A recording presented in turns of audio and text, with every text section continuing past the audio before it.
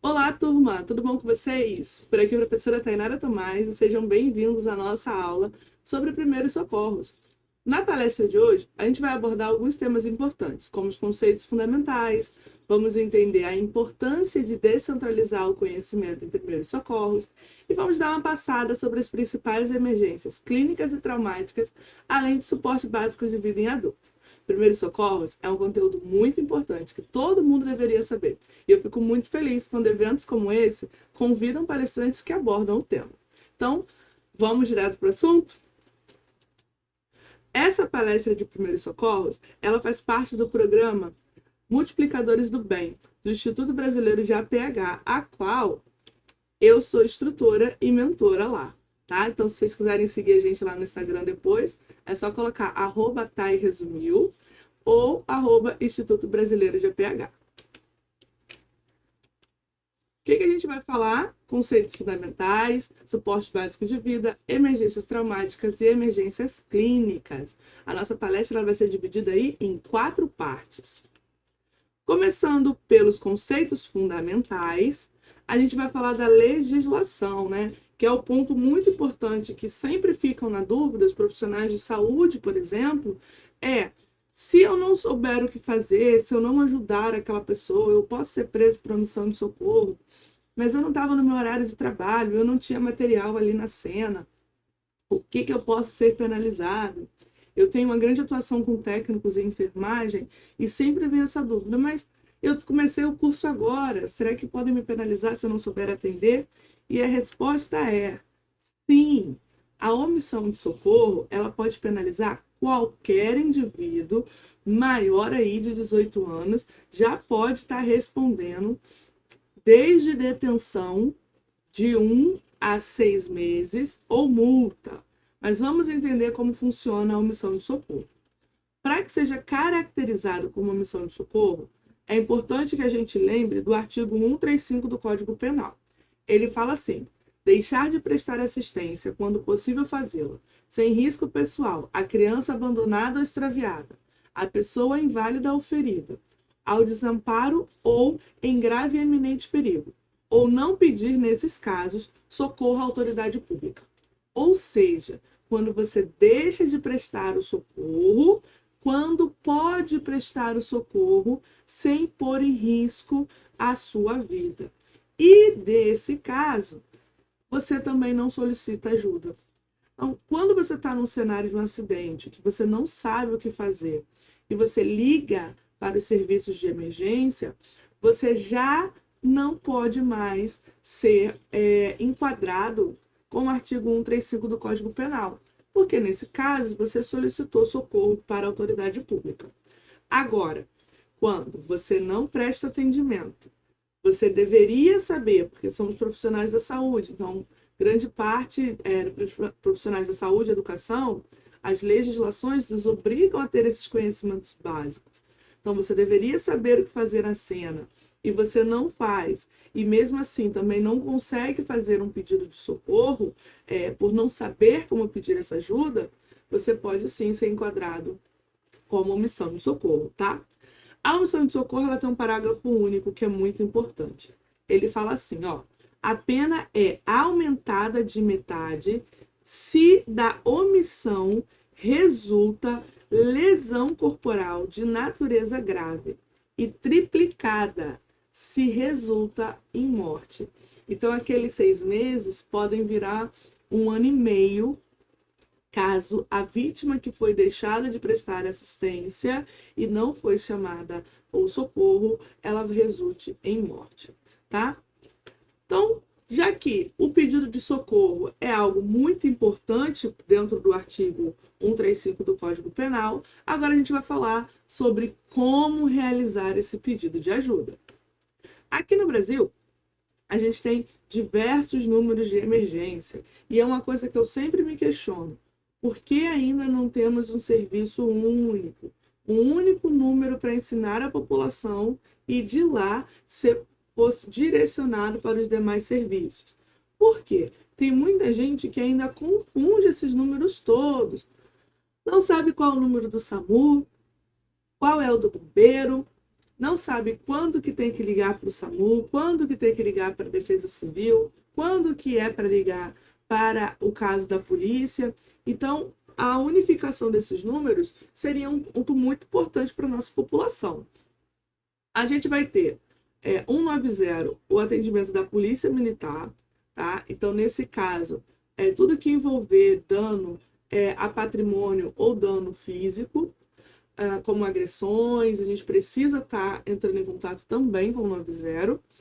191, a gente tem a Polícia Rodoviária Federal. Em alguns casos, em acidentes que envolvem as grandes rodovias, elas podem estar nos ajudando com suporte aéreo. A gente tem o 192, que é os atendimentos do do SAMU, né, que é o Serviço Móvel de Urgência aí que a gente tem no Brasil. Temos o 193, que é o Corpo de Bombeiros, que também as pessoas confundem, porque é uma ambulância, é de um serviço de urgência móvel, mas ele vai ter diferença entre o que o SAMU faz e o que o Corpo de Bombeiros faz, tá? E o 199, que é o número da Defesa Civil. Normalmente a Defesa Civil ela vai estar atuando muito em conjunto com o Corpo de Bombeiros, pelo perfil de atendimento que o Corpo de Bombeiros presta. Então, ó, quando que eu devo chamar o SAMU ou quando que eu devo chamar o Corpo de Bombeiros?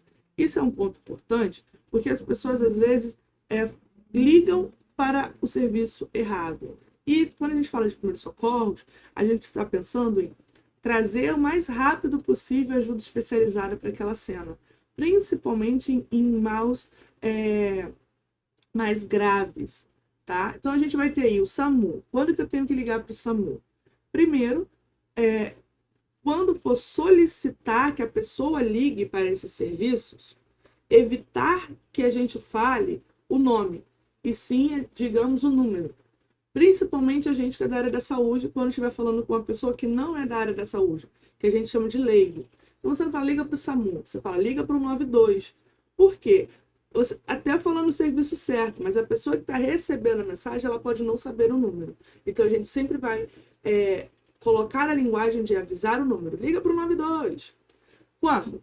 Quando tiver aparecimento de dores no peito súbitas, crises convulsivas, situações de intoxicação e envenenamento, queimaduras graves, trabalho de parto com situação de risco, perda de consciência, então os desmaios, queda acidental que seja menor de 7 metros de altura, tá?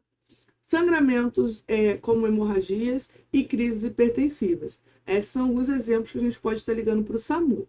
Agora para o bombeiro, incêndios, acidentes que envolvam pessoas presas em ferragens, tentativas de suicídio, choque elétrico, acidente de trânsito com atropelamento, salvamentos aquáticos, quedas de alturas, então quedas acima de 7 metros de altura, desabamentos, deslizamentos de terra, vazamentos de gás, pessoas perdidas em matas ou montanhas e acidentes com produtos perigosos, tá? Tudo isso a gente vai ligar para o Corpo de Bombeiros. Então, a gente já começa a entender que o Corpo de Bombeiros ele atende mais emergências relacionadas a trauma e a questões ambientais, e o SAMU ele atende mais emergências relacionadas a emergências clínicas e traumas, mas não traumas tão complexos como o atendimento do Corpo de Bombeiros.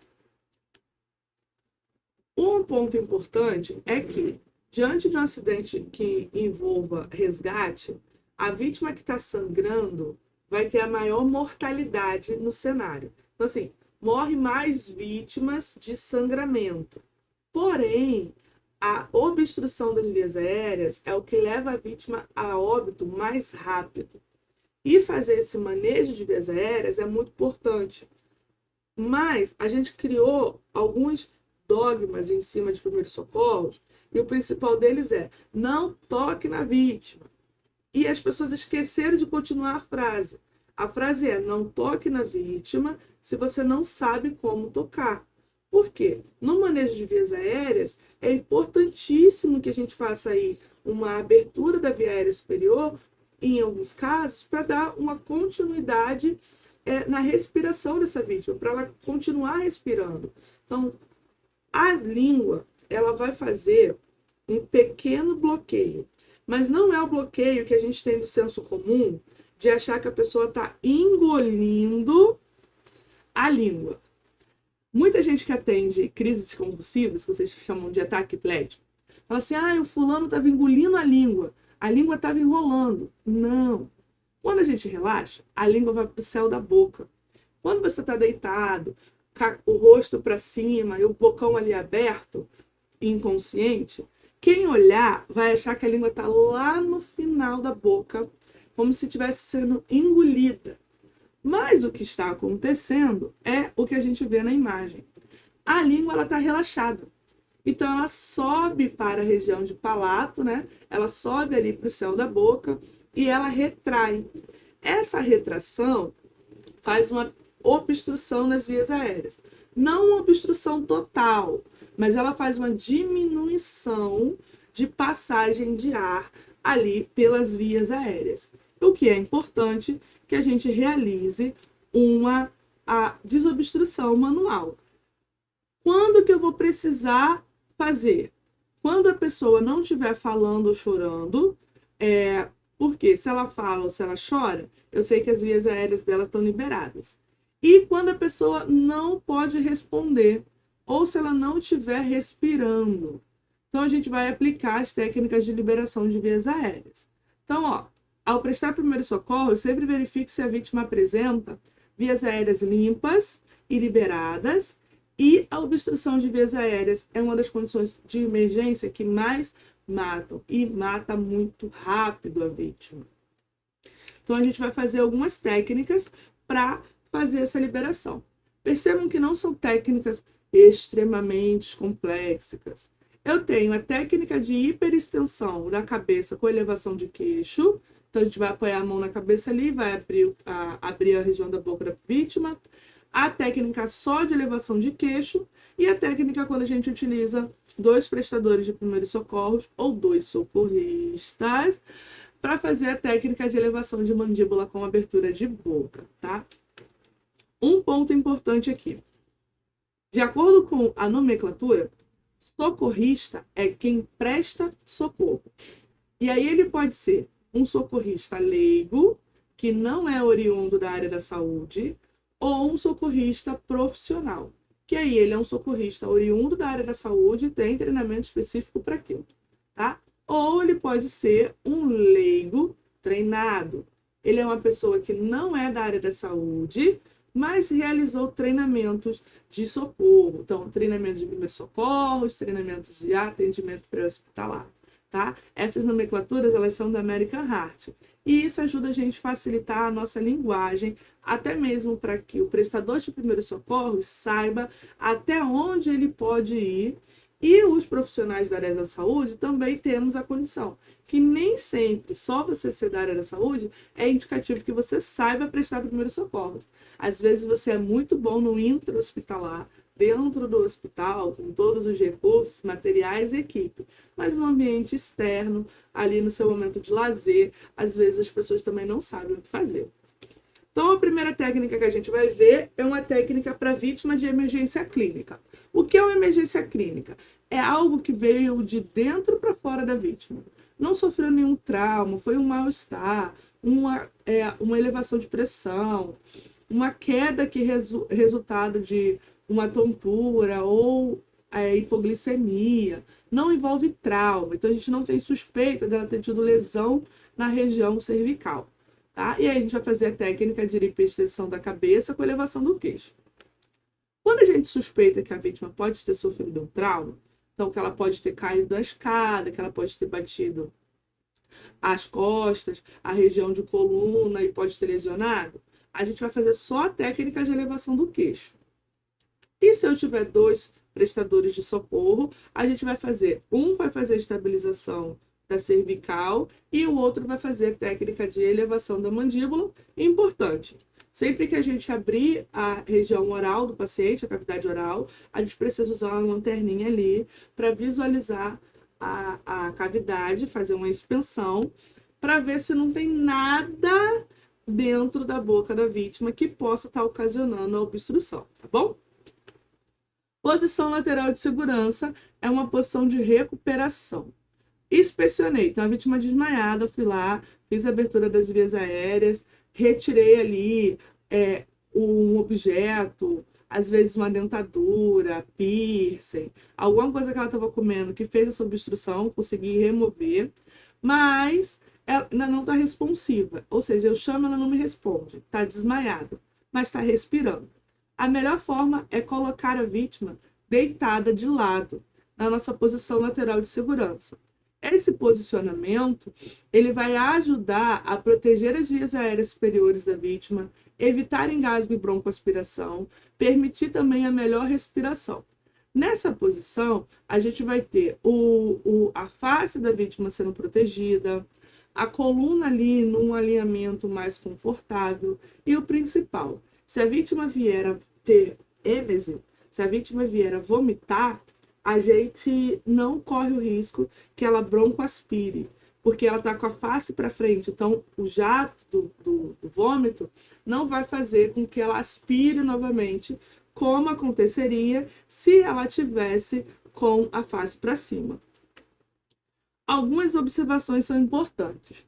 A gente só vai colocar a vítima deitada de lado se ela tiver com sinais vitais, ou seja, se ela estiver respirando. Não é para movimentar essa vítima se tiver trauma de coluna, ou trauma de pelve, ou alguma fratura de membros inferiores, tá? Sempre que eu colocar a vítima deitada de lado, a gente vai monitorar constantemente se ela continua a respirar. E temos 2 pontos importantes. Se for uma gestante, a gente coloca ela deitada para o lado esquerdo, por questões anatômicas, para melhorar a circulação. E se for uma afogada, a gente coloca ele deitado para o lado direito, também por questões anatômicas, por causa do posicionamento ali dos pulmões, tá bom? Sempre que possível, mantenha essa vítima aquecida. Tá, e quando que eu vou usar a posição lateral de segurança? Você vai utilizar a posição lateral de segurança, por exemplo, em caso de desmaio. A pessoa desmaiou, ela está respirando, mas ela não te responde. E aí você vai fazer com que ela fique deitada de lado, para a esquerda ou para a direita, exceto casos de afogados e gestantes, que a gente vai virar para o lado específico. Tá, eu não sabia que era ela gestante e virei ela para o lado direito. Tem algum problema? A gente vai pensar aqui. Você conseguiu realizar a manobra de posição lateral de segurança da melhor forma possível. Mas sempre que ela estiver lá no final da gestação, principalmente no meado do 2º trimestre para frente, a gente já pensa em colocar ela de lado para a esquerda, para que ela tenha um melhor retorno da circulação, tá? Então, vamos dar continuidade. Agora a gente vai falar de suporte básico de vida, de SBV. Suporte básico de vida, gente, são medidas iniciais que a gente vai fazer para dar a manutenção da respiração e dos batimentos cardíacos daquela vítima. Para isso, a American Heart, ela trouxe a cadeia de sobrevivência, tivemos a atualização, tá, em 2020, que ficou assim. A primeira coisa diante de uma emergência de SPV é que a gente acione o serviço médico de emergência o quanto antes. Depois que a gente realize uma RCP de altíssima qualidade. Utilize o DEA quando disponível, faça o transporte dessa vítima com suporte avançado para o hospital. Lá no hospital, a gente vai tratar a causa, entender o porquê que essa vítima entrou em PCR, fazer os cuidados pós-PCR e depois as questões relacionadas à recuperação. Como que é feito o atendimento inicial de uma vítima em parada cardíaca? Primeiro, eu vou checar o cenário. Eu preciso que a cena esteja segura. Eu não posso encostar na vítima se corro o risco de me machucar no local do acidente. Depois eu vou ajoelhar do lado dela, igual está na nossa primeira imagem maior ali, ó, e vou tocar na região dos ombros e chamar a vítima em voz alta. Senhor, senhor, senhora, consegue me ouvir? E vou ver se ela responde. Se ela não responde, eu já solicito ajuda. Então eu vou chegar para quem está do meu lado e vou falar assim, ó, você aí de camisa azul, liga ao 92 e traz um DEA. Lembra que a gente não deve pedir para ele ligar para o SAMU, e sim para o número 192, para ser mais fácil. E volto para checar se essa vítima respira. Thay, você pediu socorro antes de checar se a vítima respira? Sim, porque o socorro demora para chegar. Então, quanto antes eu agilizar esse atendimento, maiores são as chances de eu conseguir ajuda especializada o quanto antes, né? Vou checar se a vítima respira. Como que eu checo se ela respira? Eu vou ficar olhando ali para a região do tórax, de 5 a 10 segundos, procurando algum movimento de respiração.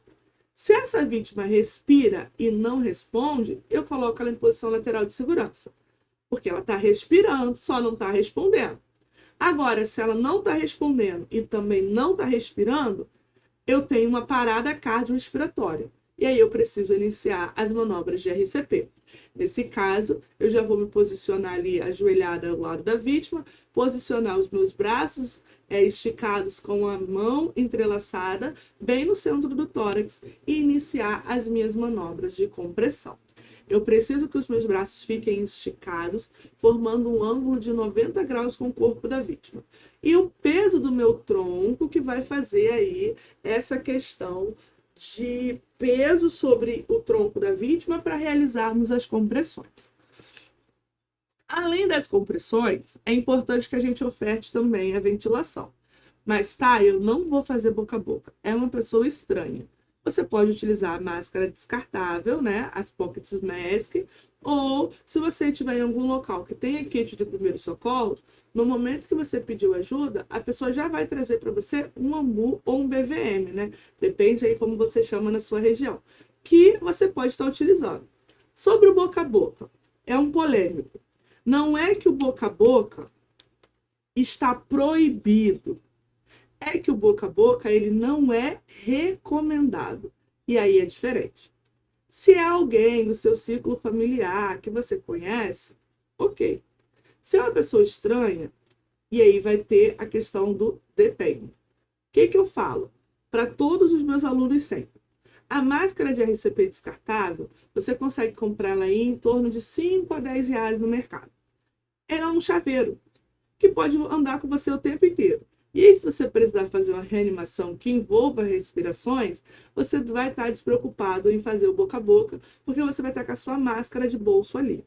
Mas caso não, se você não conseguir fazer respirações, você vai fazer apenas compressões. E aí, as compressões, a gente vai ter a questão de precisar fazer a cada 30 compressões, 2 ventilações, ou, se eu não estiver fazendo ventilações, eu vou fazer de 100 a 120 compressões por minuto. De novo, se eu não puder fazer ventilações, eu faço de 100 a 120 compressões por minuto.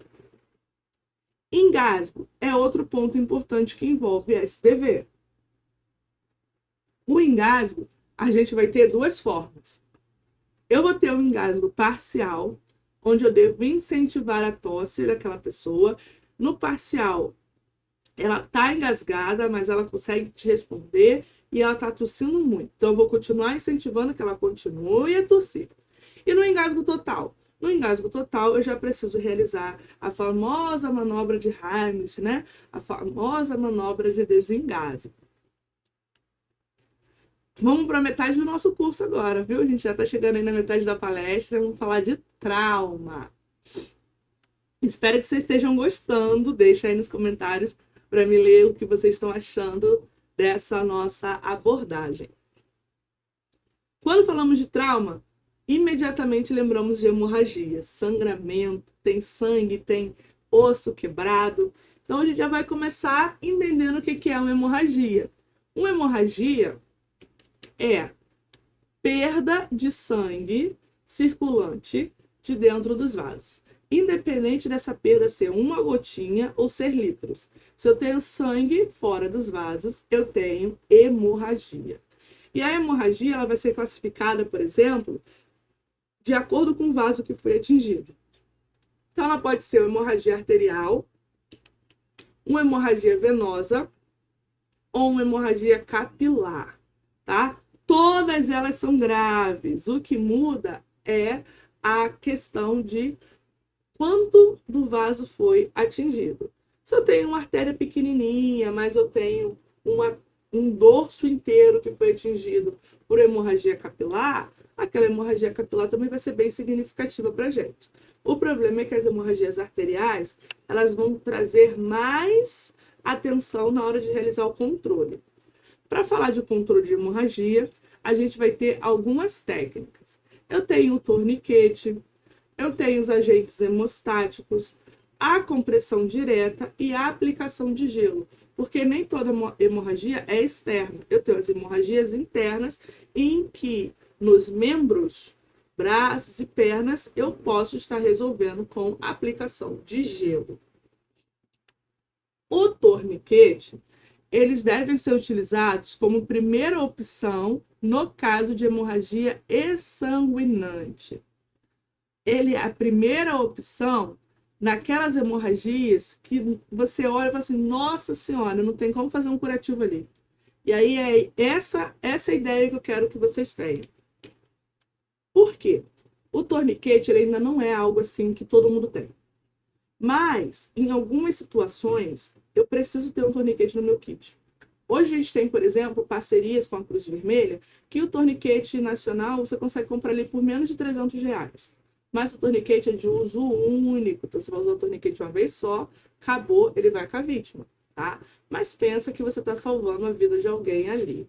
Então, em algumas situações, em alguns cenários, é importante que você tenha um torniquete no seu kit, tá? Outra coisa, ele precisa ser colocado o mais precocemente possível após a lesão. Sempre o mais próximo do tronco, então mais alto, que a gente fala, né? Mais alto e apertado possível. Então a gente vai estar colocando ele ali ou na região bem próximo da região maxilar ou bem próximo da região de virilha.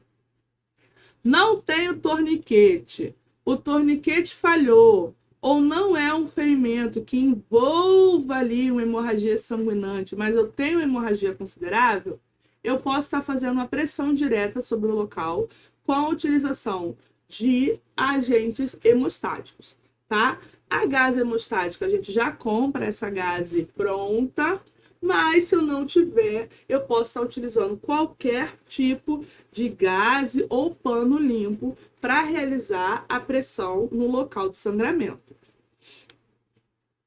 Mas é uma hemorragia interna em membros. Eu tenho ali a região de perna ou braço com aqueles hematomas por causa de uma pancada, por exemplo.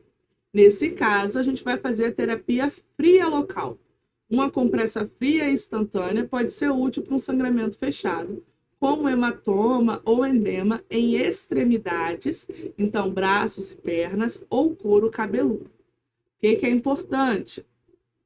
A terapia de frio, que é a aplicação de compressa gelada, deve ser utilizada com cautela quando eu for falar de crianças, devido ao risco de hipotermia que pode causar nessa população. Então, quando você for colocar as questões relacionadas a gelo, né, nas crianças, eu preciso tomar cuidado para o risco que possa levar à questão de hipotermia, tá? Diminuição ali da temperatura muito rápido. Lesões músculo-esqueléticas. Esses nomes, eles geram uma loucura na cabeça das pessoas. Por quê?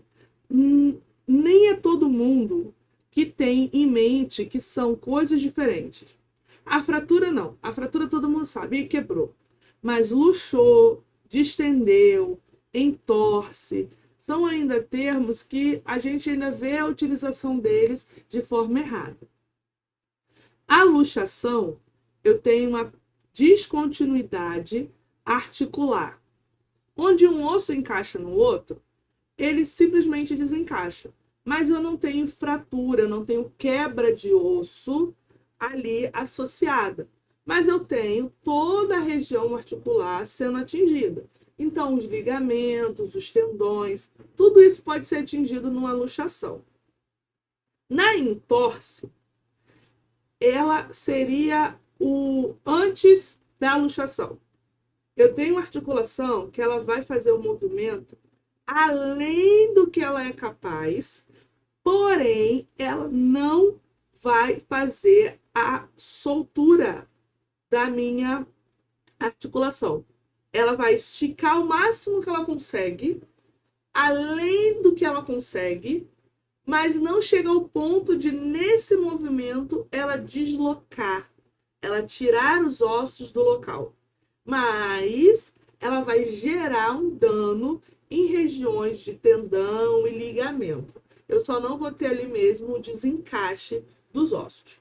E a distensão? A distensão, ela ocorre a nível muscular. É quando eu vou fazer ali um estiramento da musculatura maior do que aquela musculatura comporta, e aí as fibras musculares se rompem.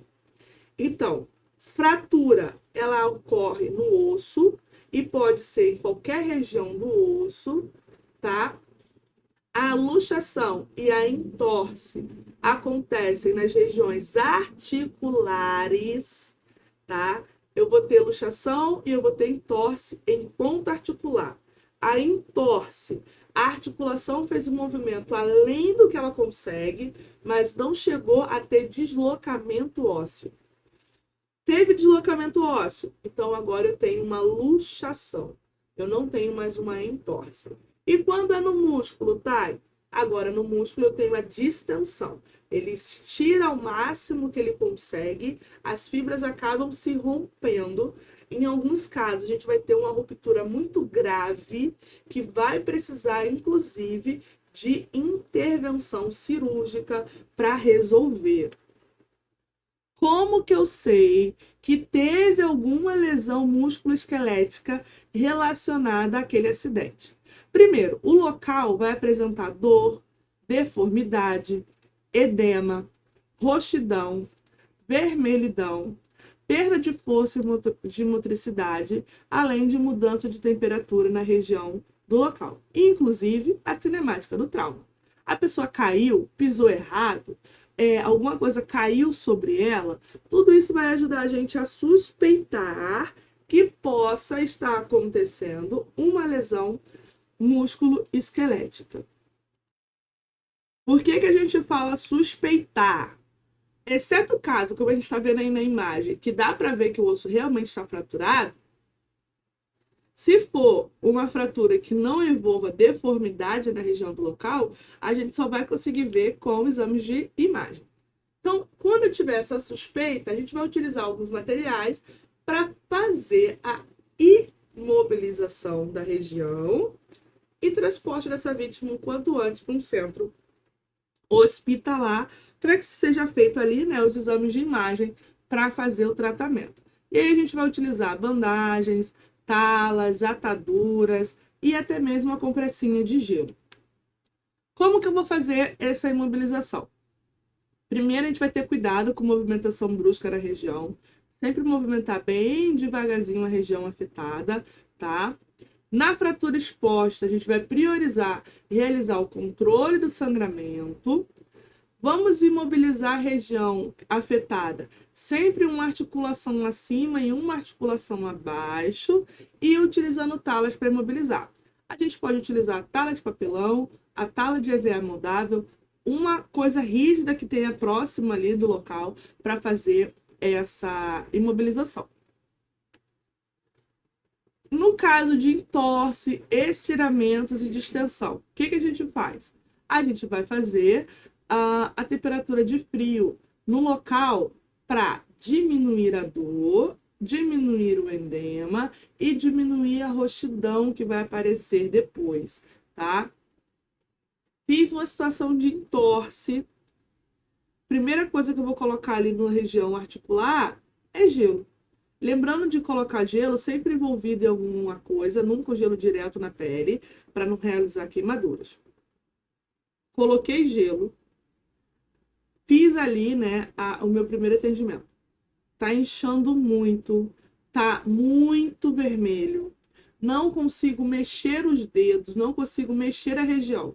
Tá uma dor muito forte.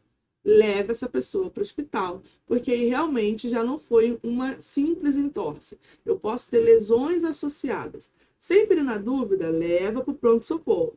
Mas nesse percurso, vai fazendo aí a compressinha de gelo para ajudar a melhorar a questão do hematoma, do edema e também trazer conforto, porque o gelo ele vai fazer ali a diminuição da dor local, tá? Os prestadores podem fazer a aplicação de envoltórios de compressão, se você souber fazer. Então, a gente vai fazer ali as bandagens elásticas, eu posso enrolar também em volta da região, principalmente tornozelo, que é onde acontece muita entorse. Cuidado ao realizar uma bandagem, que é essa parte aí de enrolar com atadura, com faixas, para você não fazer um garrote. Apertar tanto que diminui a perfusão daquele membro e aí a dor que a pessoa está sentindo não é da lesão em si, é de você ter apertado com tanta força a atadura que está dificultando a circulação no local, tá? Traumas de coluna também é um trauma muito comum, principalmente nessa época de férias, nas épocas de mais verão. O trauma de queda em piscinas, cachoeiras, que são rasas. E aí a pessoa ela acaba batendo na região de cabeça contra anteparos do solo, e isso pode levar lesões na coluna muito gravemente, tá? Na lesão de trauma de coluna, não tem muito o que a gente fazer em primeiros socorros, a não ser identificar o quanto antes e chamar ajuda. Pedir para ligar para o 92 ou 93, a depender da região onde se encontra. Como que eu posso suspeitar que aquela queda da pessoa ou aquele impacto resultou em uma lesão de coluna? Primeiro, eu tenho dor na região lesionada. A pessoa ela vai apresentar sensibilidade. Então, ela vai estar muito sensível nas costas, nos membros. Deformidade é uma lesão clássica que você vai olhar e falar assim, nossa, ele realmente quebrou, dá para ver que quebrou. A pessoa pode apresentar fraqueza, cãibras, formigamentos nos membros superiores e inferiores, dificuldade de mover esses membros, dor de cabeça, vertigem, tontura, náusea, vômito. A vítima está numa posição completamente anormal no solo, além da questão de nível de consciência alterado. Então, ela demora para te responder, ou ela se tornou irresponsiva, e a perda de controle ali da região de bexiga e intestino. Tudo isso a gente suspeita que ela pode ter tido uma lesão de coluna associada àquela queda, associada àquele acidente que ela se envolveu. O que a gente vai fazer? Primeiro, ligar para o 192 ou 193. Chamar o socorro especializado de imediato. Depois, a gente vai garantir as vias aéreas, ou seja, garantir que essa pessoa continue respirando e, com isso, o sangue continue a circular. Cuidado com lesão medular. Então, a gente vai tentar fazer ali uma estabilização manual da cabeça. Colocar a mão ao lado e tentar manter a cabeça na posição mais neutra possível. Quando possível, a gente vai tentar orientar a vítima para que ela não se mova, tá? Importante. A nível de primeiros socorros, não utilizamos colar cervical. Vamos fazer a aplicação de restrição de movimentos ali da coluna na região cervical com a mão ao lado da cabeça da vítima mesmo. A mãozinha ali ao lado da cabeça, fazendo estabilização manual, tentando deixar a cabeça o máximo possível numa posição neutra. E, por fim, o nosso módulo aí, né, a nossa parte de emergências clínicas. Quando a gente vai falar de emergências clínicas, algo que é muito comum no adulto, depois do infarto, né, que a gente já abordou, é a questão do acidente vascular cerebral, o AVC. Inclusive, é uma das principais causas que leva a vítima para parada cardíaca. O AVC, ele vai ser definido como um surgimento de um déficit neurológico súbito, causado por um problema no vaso sanguíneo do sistema nervoso central. Classicamente, o AVC ele é dividido em dois subtipos.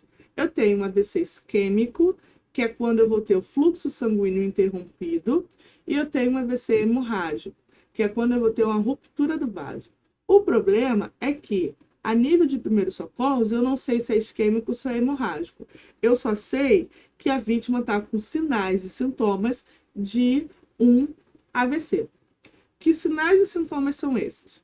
Ela vai apresentar dificuldade de fala, um lado do rosto da pessoa vai ficar endormecido, vai ficar inclinado, vai ter desvio de rima, então vai ter o que a gente chama de boca torta. A pessoa vai apresentar fraqueza em um lado do corpo inteiro. Então, ela vai apresentar fraqueza nos membros superiores e inferiores. Como que eu vou suspeitar? A gente vai ter uma escala que a gente chama de escala de Cincinnati, ou a escala SAMU, que através de 3 perguntas simples, eu identifico se aquilo é uma urgência. Ou seja, se eu preciso que a pessoa seja encaminhada o mais rápido possível para o serviço hospitalar. Peço para a pessoa sorrir. Ela não consegue sorrir, a boca dela está torta. Um lado da boca dela tem a questão de desvio de rima. Um lado da boca está assim, ó, para baixo. Ela não consegue. É como se um lado do rosto da pessoa estivesse todo derretido. Ela não consegue sorrir. Um lado não vai, tá? Então, a gente vai falar que essa vítima, ela pode estar tendo um AVC. O outro é a questão do abraço. A gente vai pedir para a vítima levantar os braços ou para ela abraçar. E aí ela não consegue manter os 2 braços retos, ela não consegue levantar. Ela sente peso ou formigamento. E pedir para que ela fale. Peço para ela falar uma frase. Normalmente a gente fala, fala aí, o Brasil é o país do futebol. A pessoa não consegue falar uma frase completa. Ela tem dificuldade de fala. Se aparecer um desses sintomas, já é necessário que seja encaminhado para o serviço de emergência, porque eu já posso estar diante de uma vítima com um quadro de AVC. Mas a gente vai suspeitar. A gente nunca vai dizer em primeiro socorro que a vítima está tendo aquilo. A gente suspeita, até porque o prestador de primeiro socorro não pode fazer diagnóstico, né? A gente vai tratar ali em cima do que estamos suspeitando. O que a gente vai fazer? Fizemos a avaliação de Cincinnati, aciona rapidamente o serviço de emergência 192. Se a vítima estiver inconsciente, ou seja, se ela desmaiar, mas estiver respirando, a gente vai colocar ela em PLS, posição lateral de segurança. Se a vítima estiver acordada, a gente vai colocá-la sentada numa posição de conforto, até mesmo para prevenir que ela desmaie e acaba fazendo um trauma secundário. Mantém essa vítima no repouso, evita ficar pedindo para ela se mexer toda hora.